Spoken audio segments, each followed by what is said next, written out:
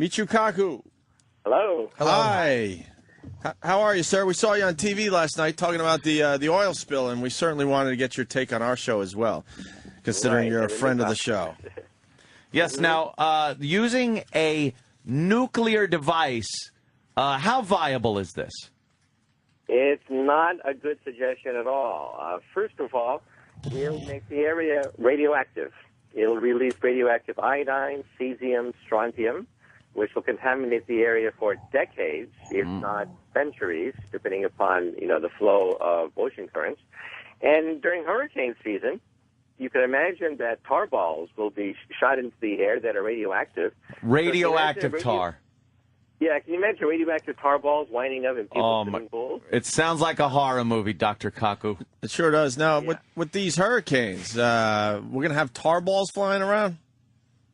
Yeah, hurricanes will actually grab water several hundred feet below the surface and waft it up into the sky. If a hurricane comes into the Gulf from the western direction, they spin counterclockwise. So if it's west of the oil leak, the counterclockwise motion will then take this water laden with oil, waft it into the air, and dump it all over the south. Wow. How far inland could that actually take tar and oil? Oh, potentially hundreds of miles inland. Hundreds of miles. So people on the coast that are worrying and people inland that are saying we have nothing to worry about might actually have something to worry about. That's right. They could have oil, radioactive oil raining down on their hair, on their barbecue pits, on their rooftops. It's gonna be a mess. Think about the lawsuits coming out of this thing. Dr. Michio Kaku, what do you think about this whole thing? Now, I know we've heard your point on this 2012 end of the world kind of thing. We're seeing a lot of man-made and natural disasters happening lately. I know you're a man of science, but spiritually, how are you feeling about this? Well, look at Mother Earth, okay? She rocks the planet almost like every month with a gigantic magnitude 7, even magnitude 8 earthquake, but they happen underwater. They happen away from the television cameras. Mm-hmm. So Mother Earth gets rocked all the time, but we never really notice these things. Only when we get rocked. So we are so arrogant. We're so arrogant that we think that when our little domain is rocked, then it means, oh my God, Chicken Little. We think that the whole world is falling apart. Dr. Kaku, great point. Another thing I want to ask that I've been very curious about: how come a natural disaster has never caused a fissure in the earth that has leaked oil into the ocean? Well, they have. I mean, in the sense that we've had a blowout like this before, but they usually happen at 200 feet. I mean, like an earthquake. Let's say an earthquake happened, and a couple of plates move and lets out some oil from a deposit that maybe hasn't even been drilled, and all of a sudden you're seeing oil spurting up into the Gulf or anywhere else where there might have been this earthquake. How come that's never happened? We haven't seen that. The reason is the deposits of oil are actually pretty rare. You don't find them everywhere at all. Only a tiny, tiny fraction of the Earth's surface actually has large deposits of, commercially viable oil.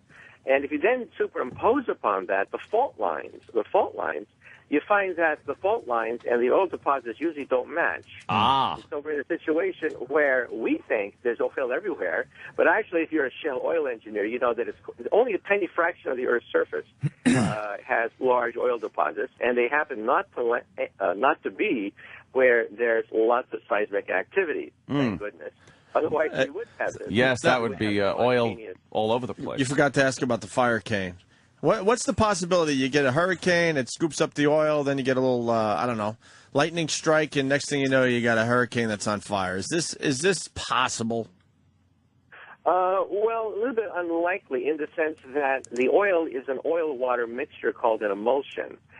Some people think that, oil separates from water, in which case you should be able to burn off the oil. Well, that's partially true. But how can we have so many plumes of water going down 22 miles that are 22 miles long? Why is that? Because water and oil do mix sometimes, creating what is called an emulsion. Look at mayonnaise. Look at lotions. Look at your kitchen. This fucking guy is smart as shit. Fuck! Man, go on Jeopardy, nigga. What you doing? Patrice, Jesus Christ.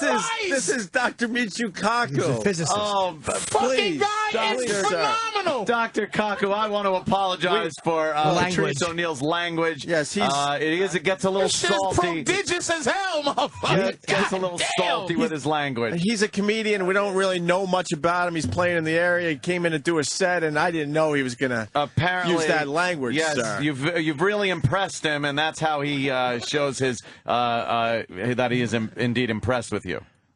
We apologize for the language. Yeah. Yeah, sorry to interrupt, sir.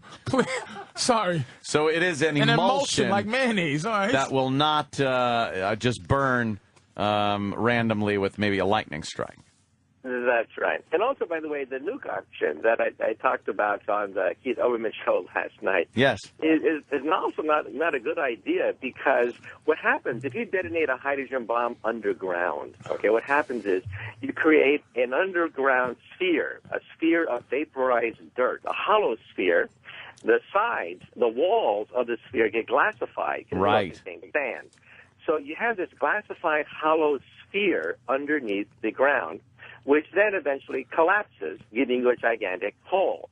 Now, the people who want to nuke the oil well think that the oil well will be glassified and therefore sealed up. But the walls are unstable. Eventually, the pressure, 2,000 pounds per square inch on the bottom of the ocean, will cause a cave-in, and then more oil will spill out potentially and create even more places where oil can seep into the environment. But what do you think about? Backfire. Backfire big time. Are they going to get it cleaned up, or is the oil just going to keep spilling out like a whole bunch of Crisco or something? Well, let's hope that the capping procedure, which they're doing right now, even as we speak, let's hope it works. However, a month ago it failed because of methane crystals that got into the siphon and jammed it. So now they're putting hot water down the pipe, and we're waiting and seeing. We're waiting and seeing whether or not the hot water will dissolve the methane crystals so that they can siphon off some of this water. Now, it's not a plug. It's a very loose-fitting cap. So oil will, in fact, splurt out the outside. It's not a perfect seal. That's why they have to use a diamond wire cutter to get a nice, clean cut in order to get a nice seal. But, we're just keeping our fingers crossed right now. Sir, are they talking to you about this? Like, are they coming to people like you to help? Are they calling you?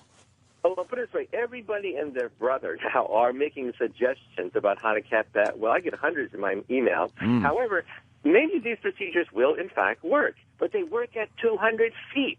That's the key. The key to the whole puzzle is what works at 200 feet does not work at 5,000 feet, where we have 2,000 pounds of pressure. Think of putting a car on every square inch of your chest. How long would you last if you put a car on every square inch? Yeah, only a few weeks or something. Oh, Chip. Yeah, that's the problem. The problem is high pressure. So all these suggestions that I get in my email, a lot of them will, in fact, work at 200 feet. Well, what's your idea, sir? Well, let me give you an example. Okay, one person said, why not put tires inside the leak that inflate? Yes, we saw that. The pressure of... From the inside. Well, at 200 feet it might work, but at 5,000 feet, where the pressure's great, the tires will collapse. How do you inflate a tire when the outside pressure is 2,000 pounds per square inch? Yeah, that wouldn't work. But No what is your suggestion? Well, my suggestion is that when the thing happened, Obama should have called out the Navy at that point, the military. That's what I said. Instead of putting BP in charge, he should have just removed them, and he should have had a panel of some of the best minds in the petrochemical industry. You know, when Gorbachev was faced with the Chernobyl accident back in 1986, he had a raging fire at a nuclear power plant. You know what Gorbachev did? He didn't set up a committee. He sent in the Red Air Force. Yeah. Air Force.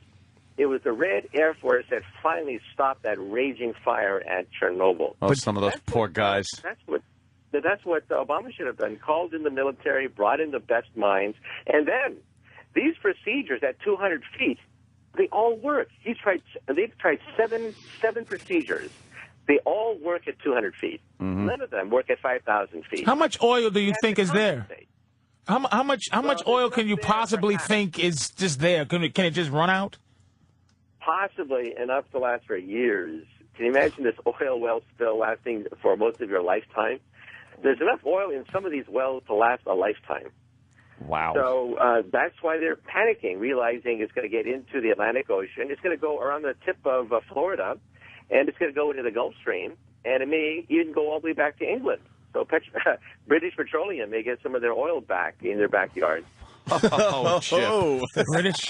British Petroleum. I forgot that is British. That's right. So what do you